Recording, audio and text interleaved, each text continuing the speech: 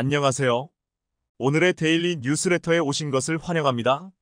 미국에서 열리는 나토 정상회의 참석을 위해 순방길에 오른 윤석열 대통령이 러시아 푸틴을 향해 공개적인 경고장을 날렸습니다. 북한과 남한 중 누가 더 중요한지 파악하고 분별 있게 결정하길 바란다는 경고였는데요. 이런 경고를 함으로써 한국과 러시아의 갈등이 두 번째 국면으로 접어들었습니다. 첫 번째 국면은 북러 정상회담을 통해서 포괄적 전략 동반자 협정이 체결이 됐었을 때였는데요. 그때 당시 한국의 국가안보실장이 우크라이나에 비살상 무기 제공하는 것을 재검토하겠다고 얘기하면서 분위기가 더욱 험악해졌습니다. 이야기를 전해 들은 푸틴은 우크라이나에 살상 무기를 제공하면 한국에게 아주 재미없는 일이 벌어질 것이라고 경고했죠. 하지만 이번엔 윤 대통령이 나토 정상회에 참석하기 전에 러시아에 대한 공개 저격을 한 것인데요. 남북한 중에서 어느 쪽이 더 중요하고 필요한 존재인지 러시아가 직접 판단하라. 결국 한국과 러시아의 관계의 향배는 러시아의 태도에 달려있다. 북한과의 군사적 밀착이나 첨단 무기 이전하지 말라는 의미의 경고였습니다. 그러자 러시아 내부에서는 크게 분노하는 반응과 한국의 강경한 자세에 움찔하는 반응들로 갈리고 있는데요. 러시아의 크렘린궁 대변인 페스코프는 이번 발언이 한 러시아 양국 관계에 부정적인 영향을 끼칠 것이라면 러시아도 이에 상응하는 대응을 하겠다고 말했습니다. 그러면서 이런 접근 방식 자체가 문제이며 이에 대해 강력히 반대한다고 밝혔죠. 북한과 남한 모두 영내 모든 국가와 좋은 관계를 구축하는 것을 지지한다. 하지만 이미 러시아는 우크라이나 침공 후 서방에 대러 제재에 동참한 한국을 비우호국으로 지정했습니다. 여기에 더해 푸틴 대통령은 지난달 북한을 방문해 김정은과 군사동맹에 준하는 포괄적인 전략적 동반자 관계 조약을 체결하며 보란듯 북러 밀착을 강화하고 있죠. 한국이 대러시아 제재에 동참하고 있기 때문에 그래서 관계 개선이 안 되는 것 아니냐? 오히려 책임을 한국한테 돌리고 있는 상황인데요. 특히 러시아는 한국이 우크라이나에 만약 살상 무기를 제공할 경우엔 북한과 더 밀착하겠다는 입장을 보이고 있습니다. 이런 가운데 러시아의 한 군사 전문가는 또 다른 견해를 내놓았는데요. 오히려 러시아 입장에서는 남한과 잘 지내고 싶은데 그 책임을 한국한테 떠넘기는 상황이 됐다고 설명했습니다. 그는 푸틴이 24년 만에 북한을 방북한 것을 언급했습니다. 그에 따르면 사실상 24년 동안 러시아와 북한 간에 주고받은 일이 아무것도 없었으나 우크라이나 전쟁이 있었기 때문에 북한을 필요로 했다는 것입니다. 이 군사 전문가는 러시아가 북한을 필요로 하는 것은 우크라이나 전쟁 기간 동안일 거라고 전망했습니다. 그렇기 때문에 러시아 임장에서도 계속해서 또 다른 러시아 군 장교들의 입장도 비슷했습니다. 그들은 푸틴이 평양 방문을 이용하고 있다고 설명했는데요. 모든 것은 세계에 보여주기 위한 쇼에 지나지 않았으며 자신이 북한에 뭘 줄 수 있는지 보라는 식으로 행동했다는 겁니다. 푸틴이 북한과의 관계를 이용해 세계를 위협하고 어느 정도는 한국을 위협하려고 했다고 보여지는 것인데요. 군 장교는 이런 사태에 대해 틀림없이 푸틴이 우려하고 있다고 강조했습니다. 특히 한국의 군대와 산업기술 역량을 고려하면 말이죠. 러시아 군 장교는 한국이 국방 분야와 첨단 기술 분야에서 세계 선도 국가 중 하나라고 표현하면서 푸틴은 한국이 나토의 아주 중요한 파트너가 될 수 있다는 사실을 분명히 우려하고 있다고 주장합니다. 게다가 푸틴은 국제적인 인정을 갈망한다고 강조했는데요. 푸틴은 2022년 2월 우크라이나 침공을 확대하는 전략적 실수를 저지른 이후로 매우 고립돼 왔습니다. 그래서 푸틴은 자신을 받아줄 사람들을 찾고 있으며 그에 대한 것을 나머지 세계에 보여주려고 노력하고 있는 듯합니다. 특히 현재 푸틴이 얼마나 고립돼 있는지 목도하고 있는 국가들에게 자신이 완전히 고립된 건 아니란 걸 보여주려고 하듯이 말이죠. 군 장교에 따르면 그런 이유로 푸틴이 더욱 이런 해외 순방을 한다고 설명했는데요. 군 장교는 한마디로 현재 러시아에게 최선의 이익이 있다면 바로 한국과 좋은 관계를 맺는 거라고 딱 잘라 말했습니다. 푸틴이 지금은 깨닫지 못할 수도 있지만 한국과 좋은 관계를 맺는 것이야말로 러시아에겐 최선의 이익이라는 거죠. 한국은 강력한 경제력을 가진 현대적인 국가로 과거에도 그랬고 앞으로도 러시아인들의 삶이 더 나아지도록 도울 수 있다고 말했습니다. 하지만 만약 러시아가 계속해서 북한과 놀아나면서 한국을 위협하려고 한다면 그것은 러시아에게 결코 이롭지 못하다고 설명했는데요. 군 장교는 그나마 푸틴이 한국을 나를 신경 썼다는 신호가 몇 가지가 있다면서 그에 대해 설명했습니다. 북한과의 조약에서 푸틴은 한쪽이 침략당할 경우 상호 지원을 제공한다. 지원 앞에 군사라는 단어를 뺐다는 것을 예로 들었는데요. 이로 인해 다음날 조약 전문이 공개될 때까지 정부 당국도 군사 개입은 아니라고 봤습니다.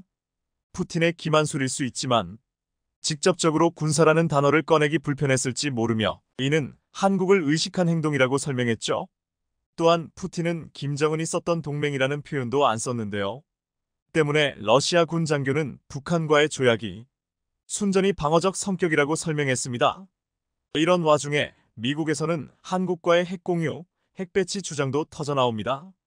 물론 과거에도 없던 얘기는 아니지만 주로 공화당계 인사들이 그런 목소리를 내왔던 점에서 오는 11월 대선을 통해 트럼프가 재선 시 한국 핵무장은 지금보다 더욱 유리해질 것으로 예상되는데요. 문제는 미국이 핵을 용인한다고 해도 공짜가 아니라는 점입니다. 우크라이나 전쟁에 한국산 무기 제공이 조건으로 붙을 것이 예상되는 상황이죠. 지금처럼 장기화된 우크라이나 전쟁에서 미국과 유럽 지원이 소진되어 가는 가운데 마지막 희망은 바로 한국입니다. 이런 국제안보의 흐름을 정확하게 간파하고 있는 러시아 군 장교들은 한국과 우호적으로 가는 것이 좋은 지름길이라고 지적하고 있는데요.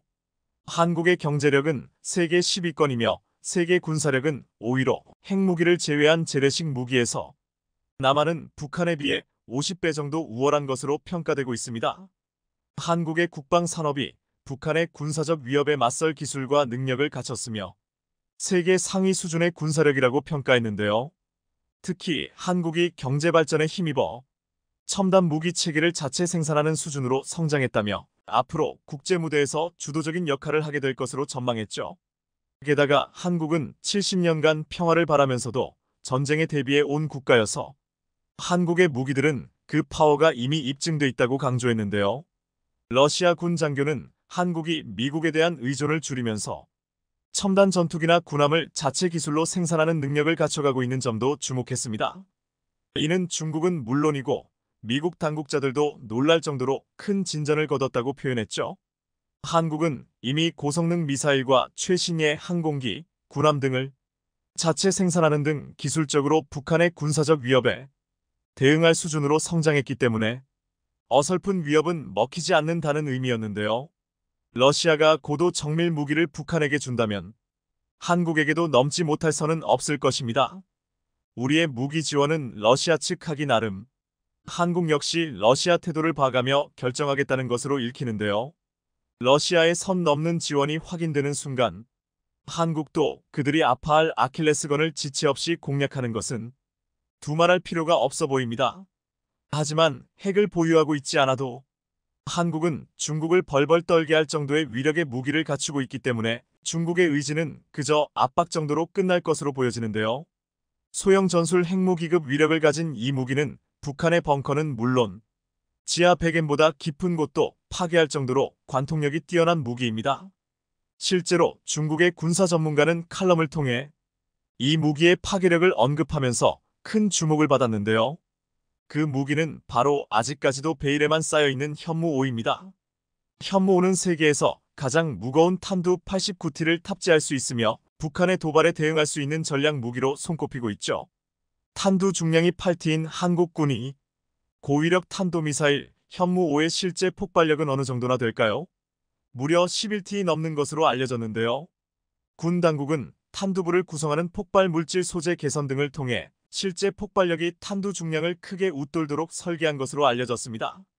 국민들에게는 잘 알려지지 않았지만 한국은 사실 엄청난 미사일 강국입니다.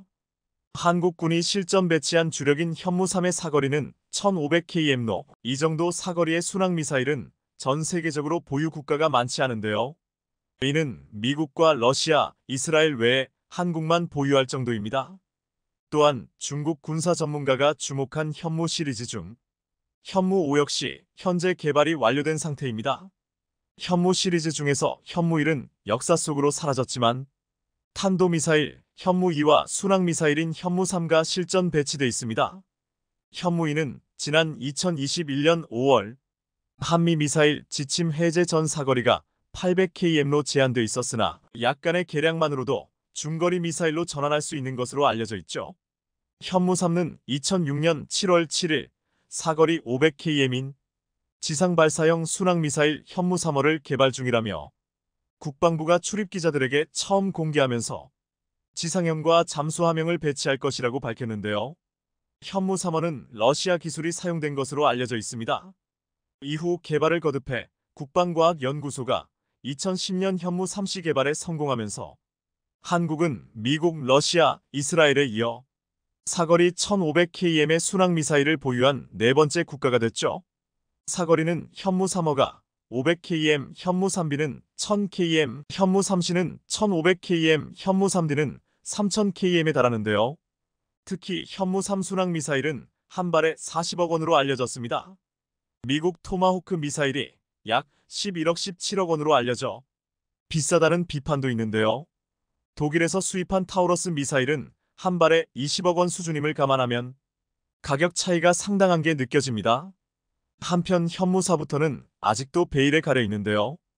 탄도미사일인 현무4는 2017년 9월 3일 북한이 6차 핵실험을 단행하자 한미 정상 간 전화통화를 통해 한국의 미사일 탄두 중량 제한 해제 요청이 받아들여지면서 개발이 시작된 무기입니다.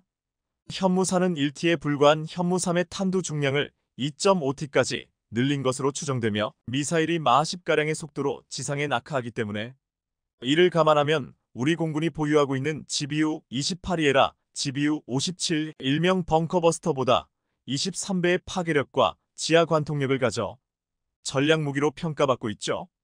그런 가운데 대망의 한국의 비밀무기 현무5는 한국형 삼축체계 중 하나인 대량응징 보복의 대표적인 수단으로 불리고 있습니다.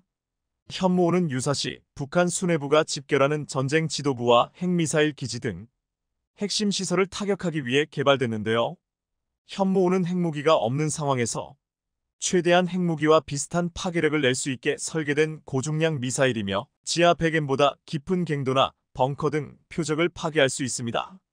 현존 재래식 무기의 폭발력 최대치는 10T 수준이지만 현무5 탄두 중량이 8T이기에 이는 세계 최대급으로 평가받고 있죠.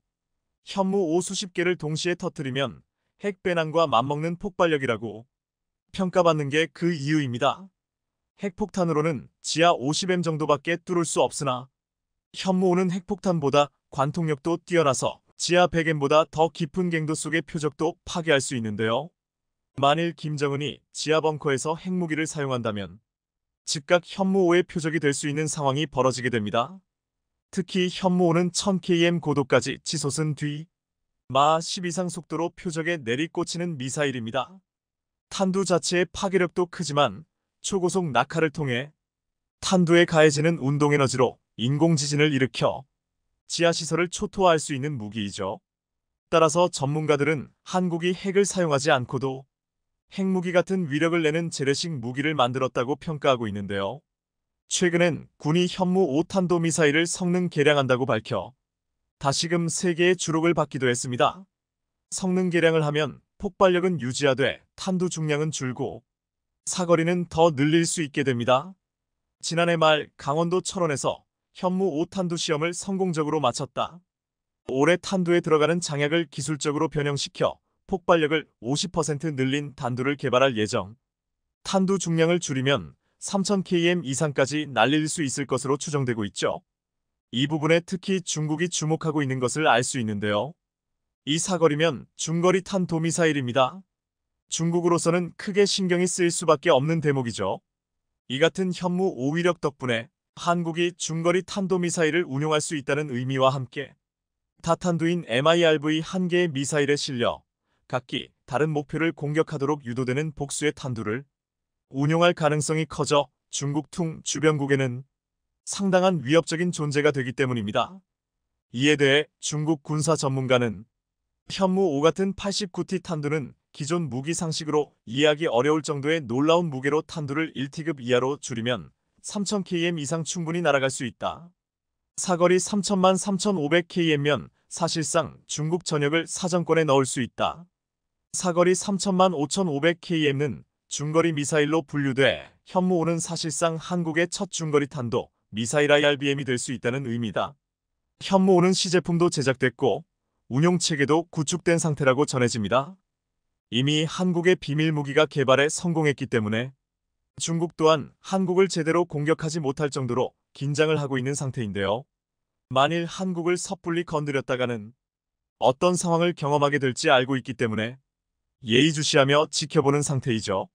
이처럼 한국은 세계가 인정하는 군사 강국입니다. 미국의 군사력 평가기관인 글로벌 파이어 파워에 따르면 올해 한국의 군사력이 세계 5위에 올라섰다는 것만 봐도 알 수 있는데요. 이는 역대 최고 순위입니다. 또 자체 군사력뿐만 아니라 무기거래도 상위권에 포진해 있죠. 현무5의 폭발력이 극대화되면서 군 내부에선 북한의 핵미사일 관련 핵심 군사시설을 일거에 무력화하는 데 있어 현무5가 전술 핵무기급 위력을 보여줄 것으로 기대하고 있는데요. 미국이 제공하는 해구산 등확장 억제에 한국의 현무5 등 막강한 재래식 능력이 더해지면 대북 억지력은 극대화될 것. 현무5가 전술 핵무기급 위력을 보여줄 것으로 기대하고 있는 가운데 중국과 북한이 어떤 움직임을 보일지 귀추가 주목되는 상황입니다. 현재 미국의 유력한 대통령 후보인 도널드 트럼프의 입에서 한국이 북한과 중국으로부터 군사적 충돌이 발생하는 경우 미군 자동참전을 목적으로 주한미군 3만 명을 볼모로 데리고 있다며 그에 합당한 대가로 방위비 5배를 더 받아내야 한다는 등 무지성 막무가내 주장이 계속해서 나오고 있는데요. 그런데 실상을 알고 보니 도널드 트럼프의 최종 목표는 한국에게 핵잠수함을 비롯한 핵전력을 판매하기 위함이라는 사실이 최측근의 인터뷰를 통해서 드러났습니다. 지난 수십 년 동안 한국이 핵잠수함을 보유하기 위해 번번이 미국에게 협력을 요청했지만 계속해서 거절하던 미국이 삼경 7,455조 원 이 발음하기도 어려운 천문학적인 숫자는 올해 2월 미국 재무부에서 밝힌 미국의 국가 채무입니다. 한국의 1년 예산 650조 원을 기준으로 하면 대략 60년간 국가 운영이 가능한 수준의 막대한 부채인데요. 이런 미국의 국가 부채는 100일마다 1,300조 원, 정확히 한국 국가 예산의 2배가 늘어나고 있을 정도로 통제가 불가능한 수준에 도달하고 있습니다. 그런데 미국의 국가 채무 중 상당 부분이 국방 예산이며 특히 미국 본토를 지키는 예산보다 러시아와 맞닿고 있는 유럽부터 원유와 물류의 핵심 수송 경로인 중동 지역 중국의 태평양 진출을 막기 위한 남중국해 지역 등 미국의 패권을 지키기 위해 수천조 원을 사용하고 있는데 이번에 유력한 대선 후보로 나온 트럼프 측에선 미국이 세계 경찰 국가로 군림하며 막대한 예산을 지출하는 게 불필요하다는 주장을 하고 있습니다.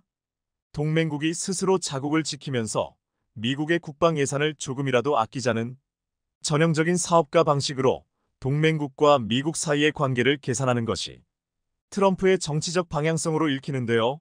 그런데 과거 국방력이 부족하던 시절의 한국이 어따면 트럼프의 이런 술수에 대응하기 전에 막대한 방위비 분담금을 뜯겼을 수도 있지만 최근 한국이 이뤄내고 있는 국방과학 분야 실적에 미국은 물론 트럼프 캠프에서도 한국에게 더 이상 많은 방위비를 뜯어낼 수 없겠다라며 탄식이 쏟아져 나오고 있는 상황입니다. 몇 시간 전 우리 군은 한국형 미사일 방어체계이자 한국판 사드로 불리는 LSAM의 개발을 완료했다며 빠른 시일 내로 양산에 들어간다고 밝혔습니다. 지난해 국군의 날 기념식에서 첫 모습을 드러낸 한국판 사드 LSAM은 200km 이상의 원거리에서 발사된 표적탄을 정확하게 요격하는 압도적인 성능을 보여줬으며 이 밖에도 수차례 진행된 공개 요격 시험과 비공개 시험에서도 위력을 선보여 우리 군은 10년의 개발 과정을 거친 LSAM이 전투 적합 판정을 부여했습니다. 앞으로 LSAM은 미국의 글로벌 베스트셀러 패트리어트 3와 사드 등 세계 시장에서 경쟁하게 될 것으로 알려진 가운데 한국의 다층 미사일 방어 체계를 완성하게 되었는데요. 그런데 우리나라가 현재 한미 방위비 협상을 치열하게 진행 중인 가운데 이런 자주 국방력을 강조하는 성과를 발표한 것은 미국에게 던지는 정확한 메시지가 있다는 것입니다. 한국이 자주 국방력을 확보하면서 방산무기 수출을 성공하는 모습이 자주 보이자 미국 내 군 관계자들로부터 굉장한 후회가 쏟아지고 있다는 것입니다. 미국으로부터 기술 지원을 받지 않았음에도 한국은 자체 군함 건조와 잠수함 건조부터 현무 미사일과 같은 탄도 미사일 K 흑표 전차와 K9 자주포 그리고 초음속 스텔스 옵션이 가능한 KF-21까지 육해공 분야에서 자주국방 시스템을 완전히 갖추면서 수출까지 하게 되었다는 것입니다. 이 말은 역설적으로 그동안 한국이 매년 수십조 원 규모의 미국산 무기를 구매하는 데 들이던 돈을 더 이상 들이지 않아도 된다는 것으로 여태 무기 수입국 지위에 있던 한국이 이제부턴 최첨단 방산 수출국으로 변모하게 되었다는 것이죠. 이로 인해 미국에선 비상이 걸린 상황입니다. 한국이 더 이상 미국의 무기를 사지 않는 것은 물론 앞으로 미국산 무기를 구매해야 하는 잠재적인 고객 국가에게까지 한국이 가성비와 성능이 좋은 무기를 판매해버려서 미국의 수출 파이가 줄어든다는 것입니다. 이에 미국에선 처음부터 한국에게 기술 지원을 하여 한국산 무기의 기술 소유권을 쥐고 있었다면 오히려 미국의 방산 수출 시장을 지킬 수 있었을 것이라며 한국에게 기술 지원을 하지 않으면서 무기만 팔아오던 것을 후회하고 있는 상황인데요. 트럼프가 이런 문제를 정확히 인지하기 시작했습니다. 기업가 출신의 트럼프는 이런 면에서 두뇌가 비상한 편인데 트럼프 행정부 시절 국방장관을 지낸 에스퍼 마크는 트럼프가 한국의 기술 국산화와 자주국방 능력이 더 이상 미국이 막을 수 없는 수준에 도달했다고 판단해 이제 한국에게 단순히 무기를 판매해 돈을 버는 건 한계에 다다랐다고 판단하였고 한국의 미사일 사거리 지침을 해제하였으며 동시에 한국에게 핵잠수함 판매를 제한했다고 밝혔습니다. 트럼프는 진지하게 한국은 충분히 강하며 한국에게 핵잠수함과 핵무기가 있다면 더 이상 천문학적인 국방비를 들여 미군이 주둔할 필요가 없다고 판단한 것입니다. 그리고 핵잠수함도 미국산을 구매하라고 주장한 트럼프의 속내는 한국이 핵잠수함을 자체 건조하는 경우 앞으로 핵잠수함 관련한 돈을 받아낼 수 없기에 한국에게 인심을 쓰는 척하면서 장사를 하고 있다는 것이죠. 그 근거로 미국의 핵잠을 도입한 호주가 있습니다. 호주의 오커스 핵잠 계획은 미국산 핵추진 잠수함 5척을 인도받고 8척의 핵잠을 직접 건조한다고 하는데 호주 정부는 이 13척 핵잠수함 예산을 300조 원으로 추산하고 있습니다. 한국의 1년 국방 예산이 50조 원 규모이고 1년 국가 예산이 650조 원인 걸 감안하면 말도 안 되게 엄청난 금액인데요. KF-21 전투기를 3,000대가량 살 수 있는 가격이기도 합니다.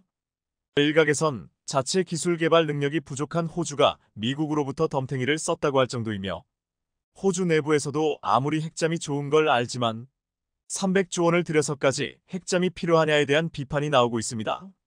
트럼프가 집중하는 것은 바로 이 부분입니다. 국방력이 한계치로 올라온 한국이 자체 전투기도 개발하고 군함도 입고 있을 건 다 있어서 더 이상 무기를 못 팔게 되니 주한미군 철수 압박 카드로 핵잠수함을 끼워 팔게 하여 호주처럼 수백조 원의 경제적 이익을 얻겠다는 계획입니다.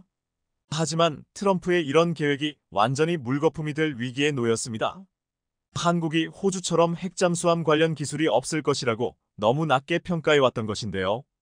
지난 2003년 참여정부 시절 핵추진 잠수함 건조를 위한 비밀 조직인 362사업단이 설치되었지만 국내외 여건상 1년 만에 해체되었는데 핵잠수함의 본질이자 모든 것인 잠수함용 원자로 연구는 계속 이어졌던 것으로 드러났습니다.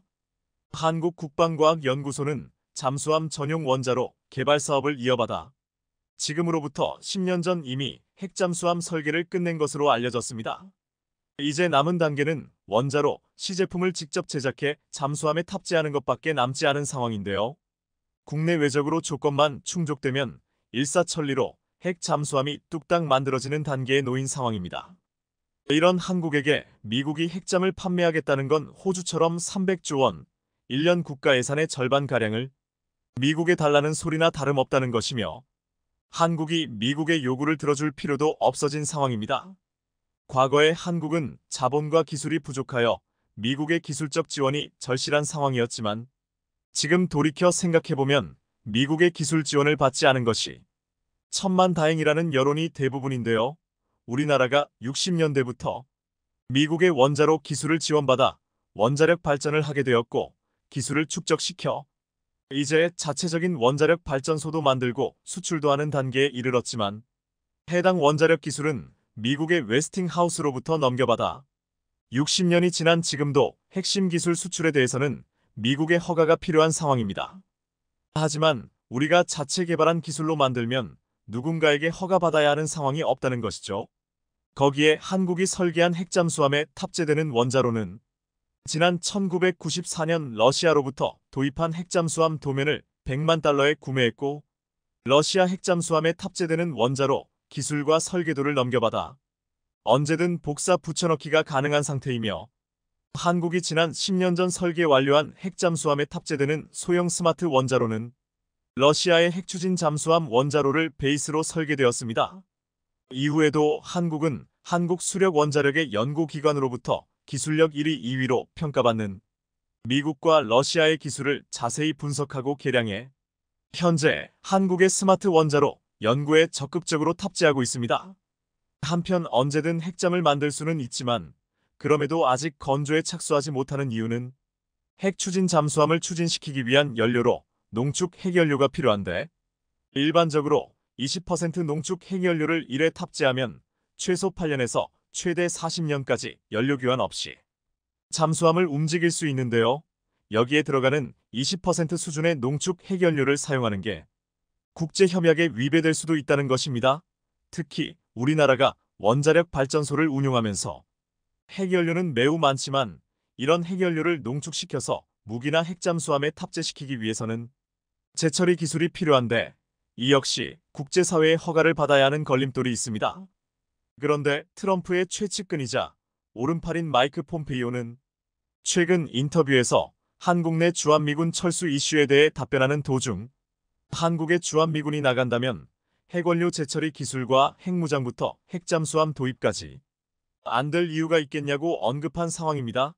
마이크 폼페이오는 트럼프 행정부 시절 국무장관까지 지낸 고위급 인물이기에 올해 하반기에 트럼프가 재집권에 성공한다면 한국은 이런 트럼프의 불확실성을 이용해 다시 돌이킬 수 없는 자주국방 능력을 확보해야 할 것입니다. 2032년 한국 미사일이 세계 1등을 할 것이다. 영국 군사정보기업 제인스. 영국 군사정보기업 제인스는 지난 20일 놀라운 예상을 내놨습니다. 한국의 방산 대형기업 빅사가 2032년 주력 수출 품목으로 세계 시장 점유율 1위 또는 2위에 오를 것이라고 전망한 것입니다. 자주포 분야에선 한화에어로스페이스의 K9이 2032년에 점유율 63.8%를 달성할 것이라는 관측이 나왔습니다. K9 자주포는 세계 자주포 수출 시장에서 50% 이상의 점유율로 1위를 기록하며 높은 평가를 받고 있는데 자주포 분야에선 한화에어로스페이스의 K9이 2032년에 점유율 63.8%를 달성할 것이라는 관측이 나왔습니다. K9 자주포는 세계 자주포 수출 시장에서 50% 이상의 점유율로 1위를 기록하며 높은 평가를 받고 있는데 이번에 루마니아와 계약 사인을 앞두고 있습니다. 그런데 가장 놀라운 전망은 천궁이었습니다. 중거리 지대공 미사일의 경우 니진X1의 천궁2가 오는 2032년 27.5%의 시장 점유율로 1위를 차지할 것이라고 했습니다. 미국 패트리엇 미사일은 점유율 24.9%로 2위를 러시아 국영방산업체 로스텍의 S-400은 20.6%의 점유율로 3위를 기록할 것으로 보았습니다. 한국형 패트리어트 미사일이라 불리는 천궁이는 UAE의 4조 원, 사우디의 4조 원대의 수출에 이어 루마니아에서 5조 5천억 원 잭팟을 터뜨릴 것이라는 전망이 나오고 있습니다. 지금 이집트와 말레이시아도 천궁이에 대해서 큰 관심을 가지고 있는 상황입니다. 영국 매체 제인스는 8년 후에 천궁이가 세계 1위의 시장 점유율을 달성할 것이라고 했는데 지금 분위기대로 가면 이 전망이 이뤄질 것이라고 말하고 있습니다. 천궁이는 미국 패트리어트 미사일에 비해서 약 4분의 1 가격밖에 되지 않습니다. 천궁이는 국방과학연구소에서 독자적으로 개발하고 LI진X1과 하나가 생산하는 미사일이기 때문에 외국의 허락 없이 수출할 수 있고 현지 협력도 다양하게 할 수 있습니다.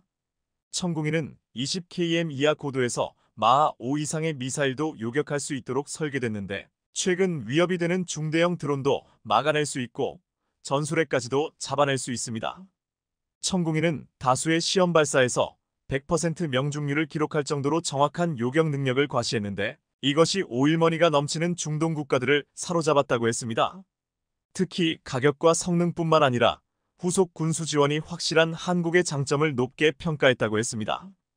그런데 천궁이로 중거리 지대공 미사일 세계 점유율 1위가 될 거라는 LIGN-X1의 최근 행보가 심상치 않습니다. LIGN-X1은 휴대용 대공 미사일 신궁을 미국에 수출하려는 계획을 진행하고 있는데 여기서 중장기적 성장을 위한 로봇 사업 역량까지 확보하려 하고 있습니다. LIGN-X1은 올 6월 말까지 사족보행 로봇 기술을 갖춘 미국 기업 고스트 로보틱스를 인수할 예정입니다. 고스트 로보틱스는 세계 최고의 군 로봇계를 생산하는 기업인데 이 기업이 만든 비전 60의 최장 구동 시간은 210분으로 현대차 그룹이 인수한 보스턴 다이내믹스보다 이 시간 더 긴 것으로 알려졌습니다. 미사일 명가로 거듭난 LIGN-X1이 로봇 기업까지 인수해서 미국 시장을 노린다고 했는데 국내 업계에서는 어떤 미래 첨단 무기를 만들어낼지 기대하고 있습니다. 또한 천궁이와 함께 한국을 주목해보는 것 중에 하나가 한국이 최근 레이저 무기를 세계 최초로 전력화하려는 움직임입니다. 국방부와 방위사업청에 따르면 국방과학연구소 ADD와 하나가 개발한 지상 고정형 블록 1 레이저 대공 무기가 올 하반기에 전방부대부터 순차적으로 배치될 예정이라고 했습니다. 국방부는 연내 배치를 위해 올해 국방 예산의 양산 비용 15억 원을 증액 편성했는데 올 하반기에 시작해서 오는 2026년 전력화가 완료될 전망입니다. 현재 미국, 중국, 독일, 이스라엘, 프랑스 등의 방산 선진국들이 레이저 무기를 개발하고 있는데 아직까지 정식으로 군에 배치한 나라는 없습니다. 한국의 레이저 무기 기술은 미국, 러시아, 이스라엘, 중국 등에 이어 세계 7위권 수준으로 평가되는데 이들 국가들보다 개발이 늦었지만 가장 빨리 배치하게 되었습니다. 이렇게 서둘러 개발하고 배치하는 이유는 아시다시피 북한 때문입니다. 2년 전 우리 영공을 침범했던 북한의 소형 무인기는 대체로 고도 23km 상공에서 시속 100여 km로 비행했습니다. 이런 무인기를 한 발당 수억 원에서 수십억 원에 달하는 신궁이나 천궁으로 대응하는 건 비효율적인 것은 물론 요격 자체도 쉽지 않았습니다. 또한 인구 밀집 지역 상공에서 포착되는 무인기에 대해서는 낙탄 위험 때문에 대공 무기를 함부로 쓸 수도 없었습니다. 실제로 2년 전 서울 상공으로 침투했다가 북한으로 돌아간 무인기를 KA-1 경공격기가 추격했으나 민가 밀집 지역 상공이어서 기관포를 쏘지 못했습니다. 이에 한국군은 북한 소형 무인기 대응의 체계상 허점을 재빨리 보완하고 선진국들의 레이저 무기 개발 추세에 뒤따라 2019년부터 레이저 대공무기 개발에 뛰어들었습니다. 국방과학연구소 ADD와 하나가 개발한 지상 고정형 블록 1 레이저 대공무기는 지난해 4월 ADD 충남 태안 안흥 시험장에서 실시된 시험평가에서 레이저를 30회 발사해 3km 밖에 있는 무인기 30대를 모두 맞춰 100%의 명중률을 기록했습니다. 세계 최초로 실전 배치되는 하나의 레이저 대공무기는 20kW 출력으로 드론 등의 무인기도 요격할 수 있는 능력을 갖추고 있으며 초당 30만 km 속도로 발사돼 동시에 여러 개의 표적을 타격할 수 있습니다. 한국군을 농락한 북한의 드론은 치욕적이었지만 이 때문에 전 세계에서 레이저 무기를 가장 빨리 실전 배치하는 국가가 되어버렸습니다. 최근 미군은 홍해에서 후티 반군의 드론과 미사일 방어에 7개월간 10억 달러일 조삼 1,600원어치의 무기를 사용했습니다. 이에 미국 해군은 레어저 같은 값싼 대안을 찾고 있는데 앞으로 투자를 더 많이 하기로 했습니다. 한국군은 어느 지역에서든 운용이 가능한 차량형 블록 2도 개발하고 있습니다. 이 레이저 무기는 출력을 더 높이고 사거리를 더 늘리면 전투기와 군 정찰 위성은 물론 핵을 탑재한 극초음속 미사일까지 대응할 수 있다고 했습니다. 한국은 뒤늦게 레이저 무기 개발에 뛰어들었지만 앞선 국가들을 따라잡으려 하고 있습니다. 하나가 개발한 이 레이저 대공 무기는 군사작전 외에도 공항항만발전소 등 국가 주요 기관 시설에 대한 대테러 방어 체계로도 활용될 수 있는 만큼 해외 수출까지 기대되고 있습니다. 한국은 지금 대공 무기에 있어서는 완벽한 세트를 가지고 있다고 평가하고 있습니다. 전 세계에서 가장 뛰어난 성능을 가진 자주포로 평가받고 있는 K9 자주포는 이미 유럽과 아시아 등 다양한 지역에서 수출돼 활약하고 있습니다.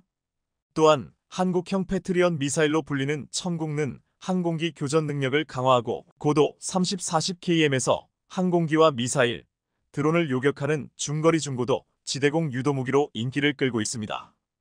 여기에 하반기 세계 최초로 실전 배치되는 레이저 무기는 고출력 레이저를 활용하여 소형 무인기와 미사일을 파괴할 수 있는 첨단 무기 체계입니다. 이 때문에 전 세계적으로 미사일과 드론의 공격에 방어가 시급한 나라들은 지금 한국산 대공무기에 큰 관심을 보이고 있습니다. 미국의 정치외교 전문 매거진 더 디플로맷은 16일 글로벌 군수 공급국으로서 한국의 경쟁 우위라는 제목의 기사를 보도했습니다.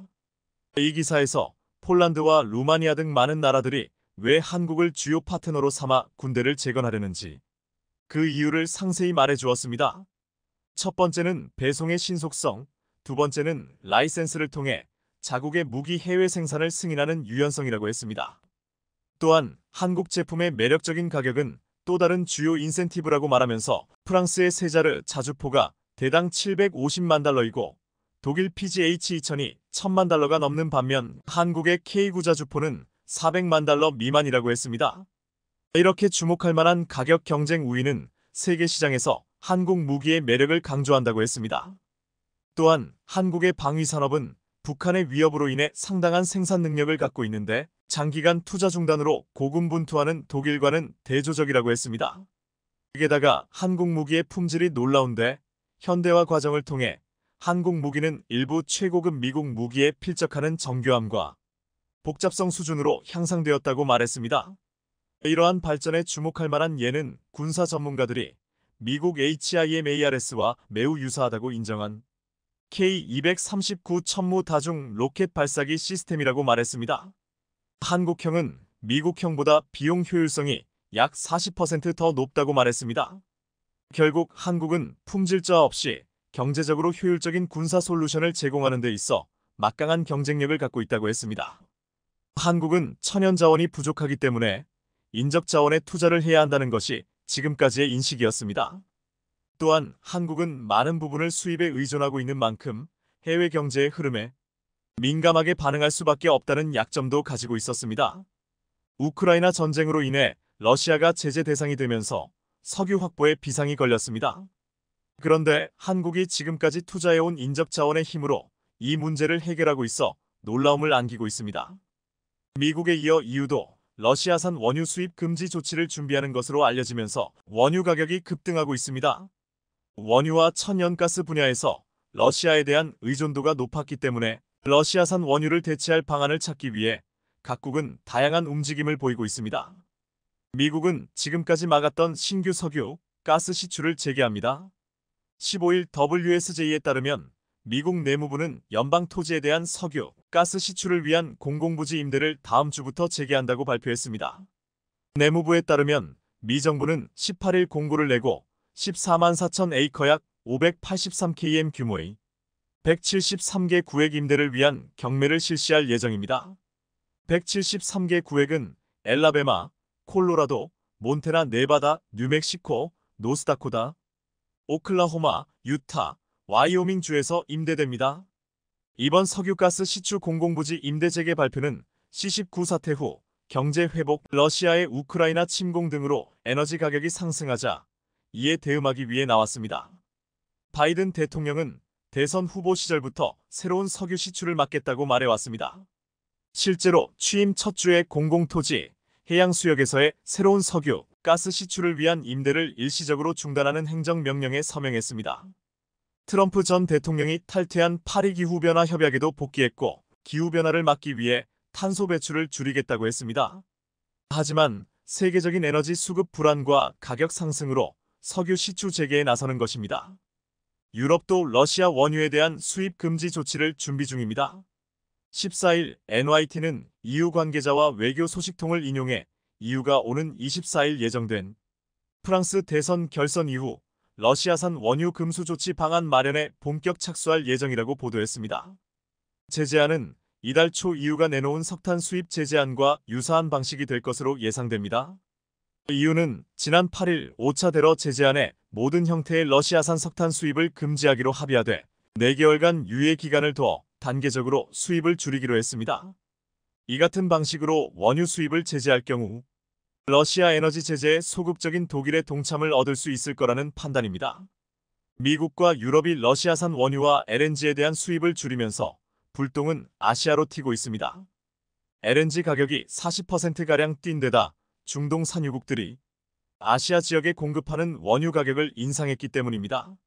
니온 게이자의 신문 니케이은 유럽 국가들의 탈러시아 움직임으로 아시아 지역에서 에너지 가격 상승 압력이 커지고 있다고 보도했습니다. 니케이는 각국이 재고 확보 등 억제책을 강구하고 있지만 에너지 가격 상승을 막기는 쉽지 않을 것으로 전망했습니다. 4월 1일 기준 아시아의 LNG 현물 가격은 100만 BTU 열량 단위당 35달러로 러시아가 우크라이나 침공을 단행하기 직전인 올해 2월 중순 대비 43% 오른 상태입니다. 같은 기간 유럽의 LNG 가격 상승률 57%과 비슷하고 미국의 LNG 선물 상승률이 19%에 비하면 높습니다. 유럽의 LNG 가격은 급등한 후 다시 큰 폭 하락했지만 아시아에서는 별다른 하락 없이 높은 가격이 유지되고 있다는 것이 문제입니다. 유럽 국가들이 우크라이나 전쟁 이후 러시아 대신 다른 지역으로 LNG 조달처를 확대한 것이 아시아 지역 공급난으로 이어지고 있습니다. 유럽은 우크라이나 전쟁이 발발한 이후에 LNG 수입량 중 3,040%를 차지했던 러시아와의 거래를 차례로 중단해왔습니다. 미국 금융정보기업 레피니티브 데이터에 따르면 지난달 이후가 미국에서 수입한 LNG 규모는 약 550만으로 전년 동기 대비 90% 이상 늘었습니다.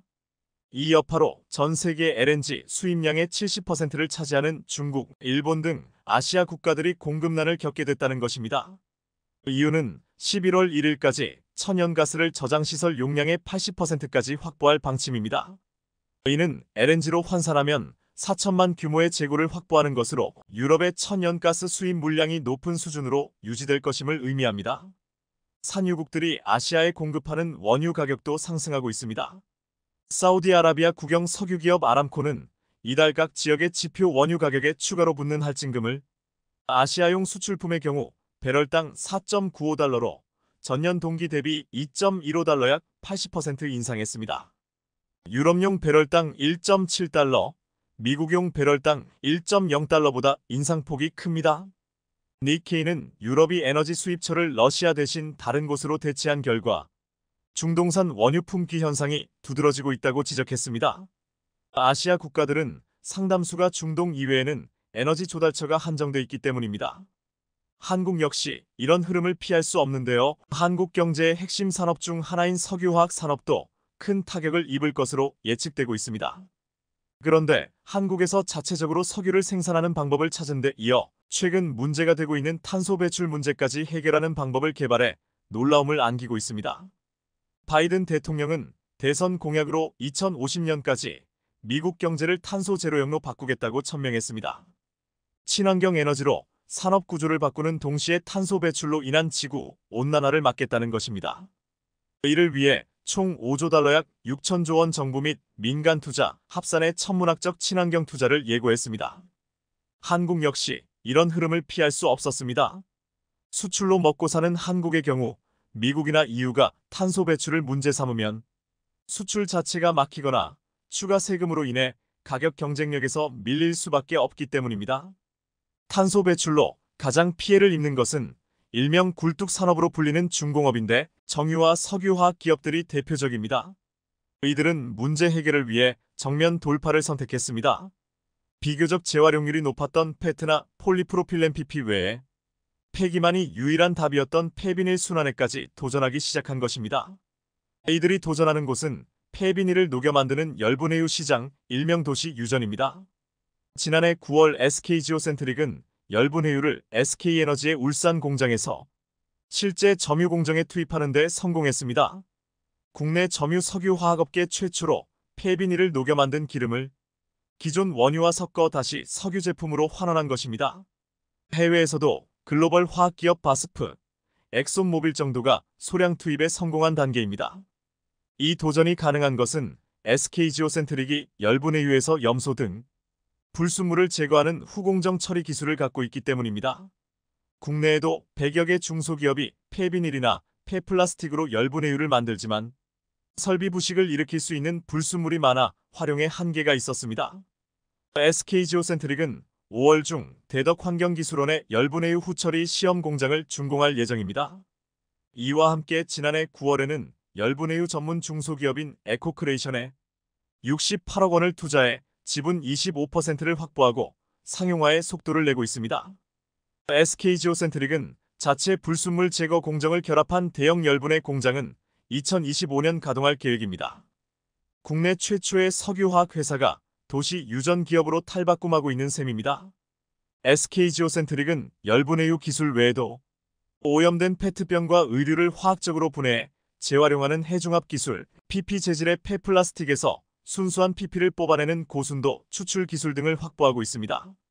이런 화학적 재활용은 폐플라스틱을 기계로 분쇄해 세척한 뒤 녹이는 기계적 재활용보다 재생 플라스틱의 품질이 우수해 시장에서 높은 평가를 받고 있습니다. 최근에는 애경산업의 대표 세탁세제 스파크의 단일 소재 포장재를 공급하기도 했습니다. 기존의 나일론과 폴리에틸렌 복합 재질은 재활용이 어려워 일반 쓰레기로 소각해야 했지만 단일 소재의 경우 재활용이 쉽다는 장점이 있습니다. 탄소 중립은 인간의 활동에 의한 온실가스 배출을 최대한 줄이고 남은 온실가스는 흡수 산림 등 제거 CCUS에서 실질적인 배출량이 영지로이 되는 개념을 의미합니다. 배출되는 탄소와 흡수되는 탄소량을 같게 해 탄소 순배출이 0이 되게 하는 것인데 핵심은 이산화탄소를 얼마나 줄이느냐에 달렸습니다. 그런데 한국은 이산화탄소를 줄이는 것을 넘어 이를 이용해 석유화학 산업의 핵심 물질을 만드는 데 성공했습니다. 반도체가 첨단 산업의 쌀이라고 불린다면 석유화학의 쌀은 에틸렌입니다. 석유나 천연가스에서 정제해 얻는 기본 원료로서 그 활용섬이 무궁무진하기 때문입니다. 에틸렌은 주변의 흔한 플라스틱, 비닐부터 시작해 합성고무, 각종 건축자재, 접착제나 페인트까지 일상에서 사용하는 다양한 제품을 만드는 석유계 기초 유분입니다. 에틸렌은 주로 석유와 LNG를 이용해 생산하는데 에너지 가격이 급등하는 상황에서 생산의 차질을 빚을 수밖에 없습니다. 그런데 이산화탄소를 이용해 대규모로 에틸렌을 만드는 새로운 방법을 개발한 것입니다.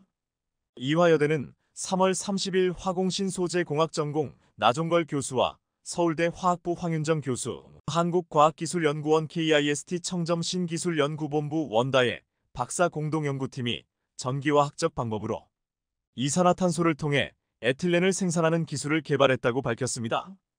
이산화탄소를 전기화학적으로 전환해 에틸렌 등 유용한 화합물을 얻는 기술은 탄소 저감과 경제성을 동시에 달성할 수 있는 중요 기술입니다. 최근 불안한 국제점세로 원유 원자재 가격이 급상승하고 국제적 탄소 배출 규제가 기업 경쟁력에 직접 영향을 미치는 상황에서 중요성은 더욱 강조됩니다. 상용화 수준의 대량 생산을 위해서는 반응을 일으키는 수소 원자의 원천인 물 분자가 촉매에 공급되는 과정에 대한 명확한 이해가 필요했지만 관련 연구가 부족한 상황이었습니다. 연구팀은 물 분자의 움직임을 관찰하고 전사유체 역학에 기반한 다중물리 시뮬레이션 수행을 통해 반응 과정에서 물 분자와 이산화탄소의 정확한 역할을 확인했다고 밝혔습니다. 나종걸 교수는 전기화학적 이산화탄소 전환 디바이스 성능에 지대한 영향을 미치는 물의 공급 원리를 이해한 것이 연구 결과의 핵심이라며 탄소제로 시대를 위한 이산화탄소 대량 전환 공정 개발에 한 걸음 가까워졌다고 말했습니다. 연구 논문 막전극의 전기화학 COE 저감 중 에틸렌에 포함된 수소 원자의 기원은 에너지 분야의 최고 권위 국제학술지로 꼽히는 미국 화학회 에너지 레터스의 3월 표지 논문으로 게재됐습니다. 이유는 탄소국 경조정을 2023년 고탄소 배출 제품부터 단계적으로 시작해 2026년 완전 도입하겠다고 밝힌 바 있습니다. 탄소국 경조정은 유럽연합 내 탄소 배출보다 많은 탄소를 배출하는 국가에서 수입되는 제품에 세금을 부과하는 것입니다. 미국 역시 바이든 대통령이 그린 뉴딜을 외치면서 탄소 중립은 피할 수 없는 숙제가 됐습니다. 한국 역시 이런 흐름에서 벗어날 수 없는데 천연 자원이 부족한 대신 뛰어난 인적 자원을 이용해 문제 해결의 방법을 찾아가고 있습니다. C19에 이어서 우크라이나 전쟁으로 인한 에너지, 원자재 가격 급등이라는 위기가 연달아 찾아오는 가운데 한국은 새로운 해법을 찾을 것이라고 믿습니다. 위기의 순간에 감해지는 것이 한국인의 특징이기 때문입니다. 시청해주셔서 감사합니다.